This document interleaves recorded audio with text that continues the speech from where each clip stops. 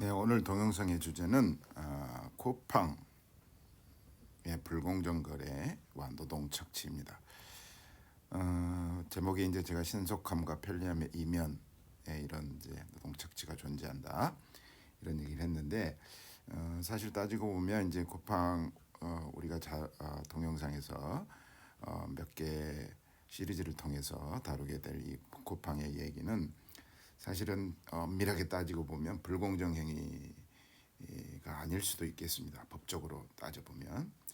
그런데 우리가 이런 빠른 배송 또 굉장히 편리하게 클릭 몇 번만으로 물건을 주문하고 배송받을 수 있는 이런 편리함을 누리고 있는 동안 그 이면에는 뭐 인간으로서 기본적으로 누려야 할 권리, 특히 이제 택배 배달 노동자 같은 사람들이 되겠죠.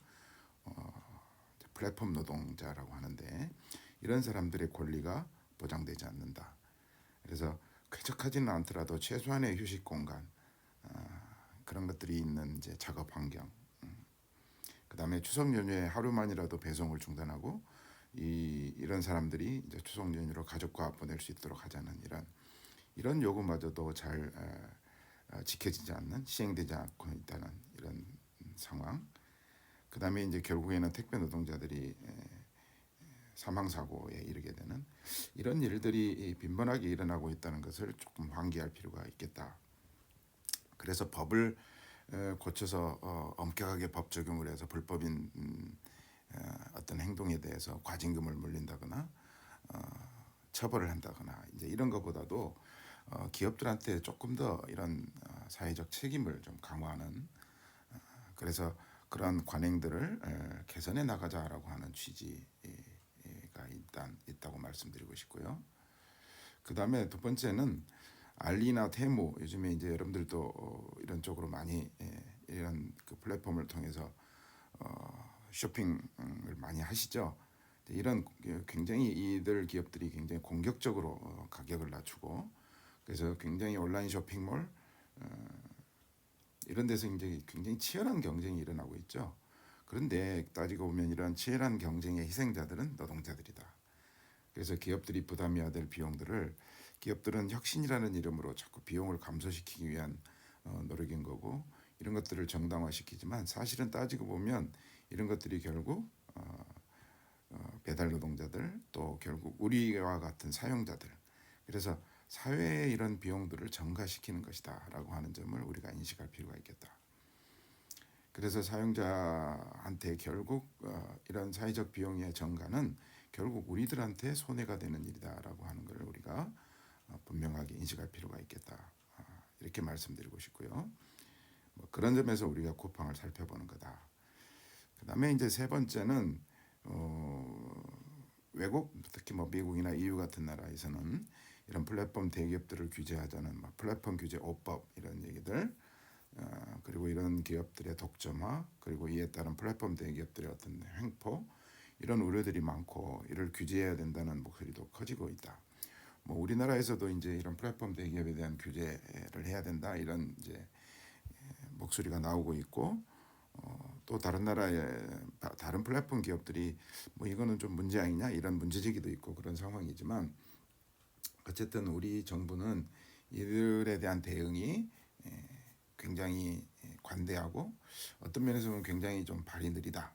그래서 우리 이제 소비자들이나 시민단체들에서 이렇게 고발을 하는 경우에 현행 법에서는 규제할 수 없다. 어쩔 수 없다. 뭐 이런 이제 그 대응들이 나오지 않습니까? 그래서 이제 이런 것들을 넘어서 기업의 이런 불공정 행위들에 대해서 또 너무 관대하다. 뭐 처벌을 하더라도 굉장히 솜방망이 처벌에 그치고 많은. 그래서 정부가 조금 더 적극적인 역할을 해야 된다라는 그런 측면에서 이제 이런 쿠팡의 불공정 거래 꼭 불법이 아닌 경우라도 이런 몇 가지 사례들을 살펴보고자 합니다. 그래서 우선 쿠팡의 이제 그 연역을 좀 살펴볼 필요가 있는 것 같아요. 그래서 쿠팡은 뭐 잘 아시겠지만 2010년도에 소셜 커머스 사업자로 이제 시작을 했습니다. 물론 이제 2017년에 보면 이제 커머스 사업을 철수하고 오늘날과 같은 이제 종합 물류 사업, 택배 배송 또는 오픈 마켓에서 이제 그 전자상거래 업체, 쇼핑몰 이제 이런 것들을 이제 운영을 하고 있지만, 그래서 2013년도에는 이제 모바일 앱이 출시됐고 2014년 이제 로켓 배송, 그래서 하루 배송, 뭐 여러 가지 이제 배송이 있습니다만은, 그래서 여기를 이때 이제 쿠팡맨 직접 고용하는, 물론 이제 쿠팡에서 직접 고용하는 거는 한 3% 정도밖에 안 된다고 그래요. 그리고 나머지는 이제 비정규직이지만, 그다음에 2015년도에는 이제 로켓페이가 이제 자체 개발을 했고, 물론 이 로켓페이는 이제 2019년도에 쿠페이로 통합됐고, 또 2020년에는 이제 쿠팡페이, 이제 뭐 이제 핀테크 같은 거를 이제 핀테크 사업에 진출할 목적으로 이제 쿠팡페이가 이제 분사가 되긴 했습니다만 20년대, 아무튼 이런 이제 그 결제 자회사라고 그럴까요? 이런 변동이 있었다. 그다음에 2017년도 아까 이제 소셜 커머스 사업을 철수하면서 우리로 지금 이제 로켓 배송, 뭐 로켓 직구, 그래서 온라인 쇼핑하고 물류 사업을 융합하는 이런 서비스가 나왔고, 또 17년 4월에는 이제 해외 직구 서비스에서 로켓 직구 이런 것도 이제 나왔다. 그다음에 2017년 8월에는 쿠팡 워크맨 시스템이 도입됐고, 11월 달에는 이제 풀필먼트 서비스 자회사가 이제 설립했다. 그다음에 18년 5월에 이제 CLS라고 하는 쿠팡 로지스틱스, 그러니까 택배 회사죠. 택배 회사가 이제 만들어졌고, 7월에는 이제 쿠팡 파트너스. 이거는 이제 그 쇼핑몰 광고에 그 쿠팡이 운영하는 그 배너에 광고를 올리고 이제 소비자들이 클릭해가지고 이제 매출이 발생하게 되면 이제 약 3%의 커미션을 이제 떼는 이런 파트너스 시스템이 도입됐고, 그다음에 쿠팡 플렉스. 우리는 이제 쿠팡에서 직접 배달하는 쿠팡의 차량으로 운송이나 배달이 이루어지는 경우가 있지만, 자기 차량을 보유한 배달 노동 택배 시스템인 이런 이제 쿠팡 플렉스가 2018년 10월에 이제 도입됐고, 그다음에 이제 로켓 와우 클럽, 멤버십이라고 그러죠. 이런 게 유료 회원제로 이제 시작된 것도 2018년이다. 그래서 처음에는 2,900원이었고 지금은 이제 4,990원으로 올랐고, 최근에는 이제 8,000원 정도로 다시 올랐습니다만, 그래서 2019년 8월에는 이제 쿠팡 이츠, 우리 이제 음식 배달 이제 배민 뭐 요기요 이런 데하고 이제 경쟁하는 거죠. 쿠팡 이츠가 출시됐고, 그다음에 그 다음 그해 이제 똑같이 10월에는 로켓 프레시, 마켓컬리가 주로 이제 경쟁 사업자죠. 그래서 신선식품 배달 뭐 이제 이 서비스를 하는 로켓 프레시. 그다음에 이제 2020년에 들어가가지고는 풀필먼트 서비스가 이제 본격적으로 가동된다. 그래서 이 쿠팡의 물류 처리 운영 프로세스 전반을 이제 풀필먼트라고 이제 하고, 아마존 같은 경우에는 이제 셀러들의 제품, 그다음에 배송상의 여러 문제들, 셀러들한테 이제 맡겼더니 이제 그런 것들이 이제 자꾸 문제가 생기고, 또 아주 배송, 유통, 물류 시스템의 문제점들을 극복하기 위해서 이제 그걸 통합적으로 하는, 이게 이제 풀필먼트 서비스라고 볼 수 있는데, 그게 이제 2020년도에 본격적으로 가동되기 시작한다. 그다음에 이제 2020년에 우리 쿠팡 플레이, 최근에는 이제 스포츠 경기도 이제 중계를 하게 합니다만, 2020년 12월에 자체 OTT 서비스 쿠팡 플레이가 이제 시작됐고, 2021년도는 이제 전 세계적으로 주목을 받으면서 뉴욕 증권거래소에 이제 상장을 하게 되는. 그러니까 20년까지만 해도 쿠팡이 굉장히 이제 적자를 면치 못했던 거죠. 그래서 초기에 굉장히 다양한 인프라에 투자를 대규모로 하게 되면서 매출은 상당히 일어났지만 이제 그런 걸 이제 다 투자로 하면서 영업이익은 그렇게 크지 않았고 오히려 적자인 경우도 많았다. 그래서 이제 본격적으로 한 21년 정도부터 아마 이제 그 영업이익이 흑자로 돌아서는 이런 상황이 되는 거죠. 그다음에 대만에 이제 진출을 2022년도에 했었고, 그다음에 2023년도에는 이제 로켓 그로스라고 해서 오픈마켓에 입점한 셀러가 쿠팡 물류센터에 상품을 입고하고 또 보관, 포장, 배송, 반품 이런 걸 이제 물류 프로세스 같은 경우에는 이제 쿠팡이 전담하는 로켓크로스. 그다음에 이제 버티컬 커머스에도 이제 출시한다. 그래서 로켓 럭셔리. 예를 들면 롯데 같은 경우는 온앤더, 그다음 마켓컬리는 뷰티컬리처럼 특정 분야에 있어서 이런 그 커머스를 하는.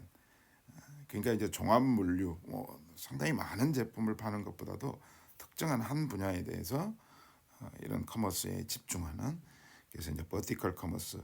이거는 이제 우리나라 말로는 뭐라고 하는지는 제가 잘 모르겠습니다만은 이런 거에도 이제 진출해서 2024년도에 이런 그 파페치 같은 것을 인수해서 이런 그 버티컬 커머스.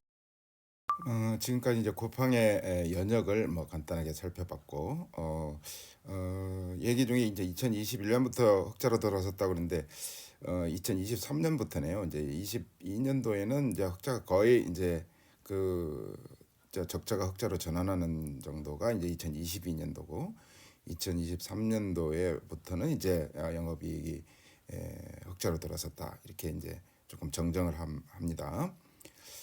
자, 이제 양면 시장으로서의 특성을 가지고 있다고 그러는데, 이제 이런 플랫폼 기업들이, 물론 뭐 플랫폼 기업들이 모두 다 이제 양면 시장의 구조를 가지고 있는 것은 아닙니다만, 쿠팡은 이제 전형적으로 멀티 사이디드 플랫폼, 그래서 이제 다면 플랫폼이다, 이렇게 이제 우리가 번역을 하는데, 이런 이런 특성을 가지고 있다. 그래서 이제 이 공급자들이 이렇게 있고, 요게 이제 예를 들면 이제 쿠팡이라면 여러 공급자들이 있고, 그건 이제 물론 다양한 형태로 존재를 합니다. 이제 뒤에서 얘기를 하겠습니다만은 여러 이제 예를 들면 중소 자영업자들, 소상공인들, 이런 사람들이 이제 이 쇼핑몰에 이제 배너에 등록을 하거나 직접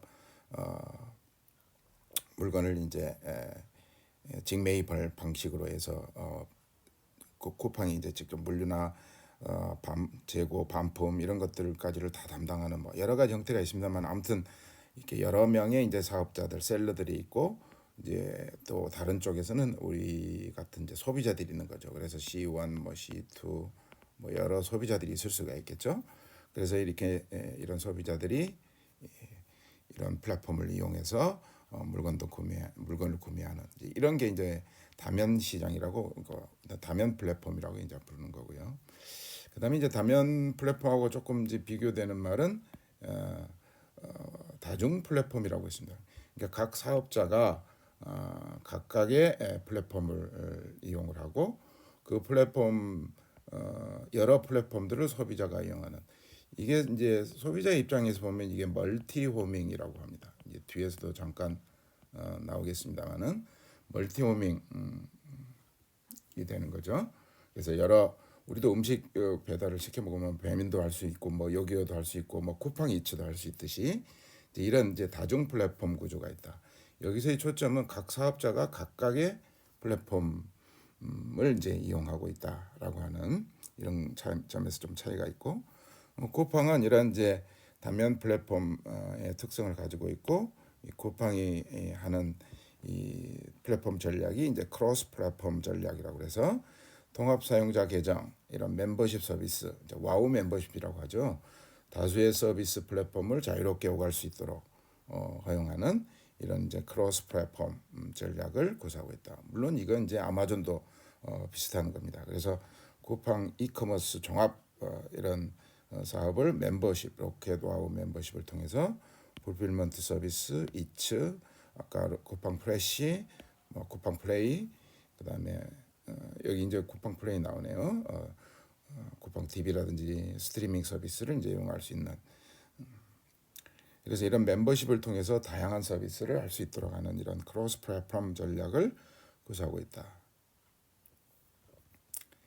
그 다음에 이제 쿠팡의 사업 모델은 이제 우리가 이제 플라이휠이라고 알려진 사업 모델인데, 아까도 잠깐 이제 초창기에 이제 그 매출이 굉장히 컸음에도 불구하고 투자가 많이 일어나서 실제로 영업이익이 생기는 건 이제 흑자로 돌아서는 거는 2023년이라고 그랬는데, 초기에 이런 사업이익을 비용 구조를 효율화하는 데 투자했다. 대규모로.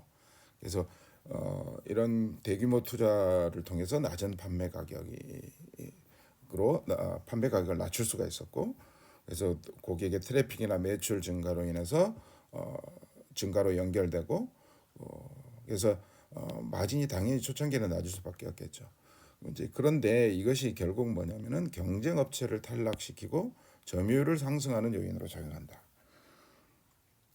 그래서 이런 이제 오른쪽에 제가 이렇게 쿠팡의 플라이휠을 그림으로 이제 그려놨습니다만은, 쿠팡의 이제 소비자들, 그러니까 방문자들, 그다음에 판매자 수의 어떤 증가, 그다음에 제품 종류를 증가시켜서 소비자 경험을 더 다양하게 해주면 다시 방문자들이 늘어나고, 방문자들이 늘면 판매자들도 쿠팡의 방문자들이 쿠팡을 경험하고 쿠팡을 통해서 물건을 사려고 하는 사람들이 더 늘면 늘수록 어때요? 처음에는 쿠팡을 통해서 물건을 판매하려고 하지 않았던 셀러들이 더 늘어나겠죠. 이렇게 판매자 수가. 그러면 그럴수록 제품 종류가 늘어나고, 이런 이제 고리가 하나 만들어지는 거다. 그 다음에 이제 방금 전에 얘기했던 규모의 경제, 굉장히 초창기에 이제 인프라나 뭐 예를 들면 쿠팡의 이제 물류 창고 같은 거죠. 물론 이제 이것도 굉장히 수도권에 굉장히 많이 몰려 있지만, 이런 것들을 통해서 굉장히 비용을 다운시킬 수 있었고, 그래서 낮은 가격으로 되면 당연히 소비자들은 더 편리함을 느끼고 더 싼 가격에 살 수 있으니까 경험이 늘어나는 거고, 그 다음에 이제 더 낮은 가격뿐만 아니고 더 많은 서비스를 통해서 이렇게 소비자들의 경험을 다양하게 경험을 늘려주는, 그래서 방문자를 더 늘리고, 이런 어떤 구조가 되는. 그래서 이제 이런 거를 이런 모형을 바로 이제 플라이휠이라고 하고, 이런 것을 이제 쿠팡도 이제 아마존에 이제 이런 것들을 이제 벤치마킹했다고 볼 수가 있겠는데, 이런 첫 번째 원형고리와 두 번째 원형고리를 통해서 이게 이제 뭐 루프라고 하죠. 그래서 이제 이런 그 사업 모델을 구축했다. 그래서 이제 쿠팡의 수익은 주로 뭐냐면 마켓플레이스, 이제 오픈 마켓이라고 그러죠. 거기서 나오는 수수료. 그래서 자체 제작한 상품, 이제 PB 상품이라고 합니다만, 자체 제작 상품뿐만 아니고 다양한 셀러들의 상품을 판매하는 마켓플레이스를 이제 운영하면서 거기서부터 셀러들의 이게 이제 수수료를 받는, 여기 이제 첫 번째 이 쿠팡의 수익이고, 그 다음에 이제 배너 같은데 이제 광고를 올려서 거기서 오는 이제 셀러들한테 받는 광고 수익. 그래서 광고 유치를 통한 경쟁. 그래서 거기서 나오는 수익, 또 플랫폼 내 트래픽. 이제 당연히 아까도 얘기했지만 트래픽이 굉장히 쿠팡을 통해서 물건을 구매하려고 하는 사람들이 더 많아지면 많아질수록 이제 광고비를 더 받는다든지 이런 추가 수익을 이제 내는 구조를 가지고 있다. 그 다음에 이제 와우 멤버십. 초창기에 이제 2,900원 정도에서 시작했다가 4,990원, 그 다음에 최근에는 7,890원인가요? 이걸로 인상을 했는데, 이제 쿠팡 멤버십 서비스를 통해서 정기적 구독료, 우리가 구독 경제라고 그러죠. 구독료를 아까 이제 최근에 8,000원 정도, 7,890원 받는 요것을 통해서도 이제 그래서 이제 다양한 서비스를 이용할 수 있다. 물론 이제 이거는 뒤에 끼어 팔기라고 하는 어떤 불공정 거래 아니냐. 그래서 이제 그 요금 인상이라고 하는 것이 다른 예를 들면 쿠팡 플레이 같은 것을 그 시장 점유율을 높이기 위한 그런 이제 요금 인상이다. 이제 이런 것 가지고 문제가 많이 되고 있습니다만은, 이런 멤버십의 정기적 구독료 서비스를 통해서 수익을 올리고 있다. 그 다음에 이제 물류를 통해서 수익을 올린다. 그래서 풀필먼트 서비스 아까 얘기했죠. 그런 그 서비스를 통해서 셀러들에게 B2B 물류 서비스를 제공하고 거기에서 수수료를 받는, 이런 것도 이제 쿠팡의 주요 수익원 중에 하나다. 그 다음에는 이제 쿠팡의 성장과 지분 구조를 보겠습니다만은, 이거는 이제 뭐 여러 가지 인터넷에 검색해 보면 나옵니다만은, 이제 그 상장에 아까 이제 21년도에 상장했다고 하는데, 이제 상장 전과 상장 후에 이제 그 지분율을 이제 비교해서 이렇게 이제 김범석 회장은 한 10.2%의 지분을 가지고 있는데, 오른쪽에 여기 보시면 이 쿠팡은 이제 차등 의결권제를 도입하고 있습니다. 그래서 실제로 김범석 회장은 10.2%밖에 안 되지만 의결권은 굉장히 76.7%나 되는 거죠. 그래서 다른 예를 들어 소프트뱅크 손정희 회장도 이제 투자를 많이 했고 쿠팡이 초창기에 이런 대규모 투자를 할 수 있었던 것은 손정희 회장의 이제 소프트뱅크가 이런 펀드를 통해서 투자를 많이 해줬기 때문에이기도 하고 그게 당연히 이제 지분율을 굉장히 높이는 요인이 됐는데 의결권은 정작 8.6%밖에 안 된다. 그래서 이제 이런 거를 두고서 김범석 회장이 물론 이제 교포 3세인가요? 그렇긴 하지만 국정 논란도 있는 거죠. 이런 예를 들면 소프트뱅크의 지분이나 이런 걸 따져보면 뭐 우리나라 기업이라고 물론 오늘 같은 사회 굉장히 글로벌한 이 세계에서 어떤 나라 기업이냐가 그렇게 중요한가? 뭐 이런 질문을 던져볼 수도 있겠습니다만은 어쨌든 그런 정체성 논란도 있다.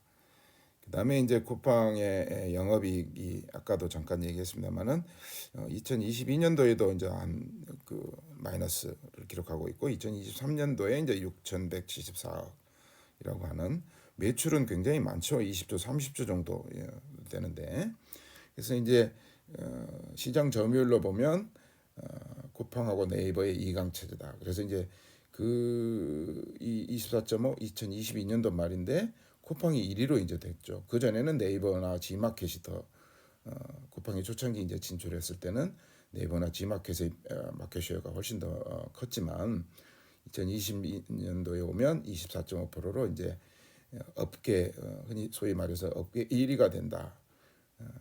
그래서 20%고 G마켓이 10%로 떨어지게 됐다.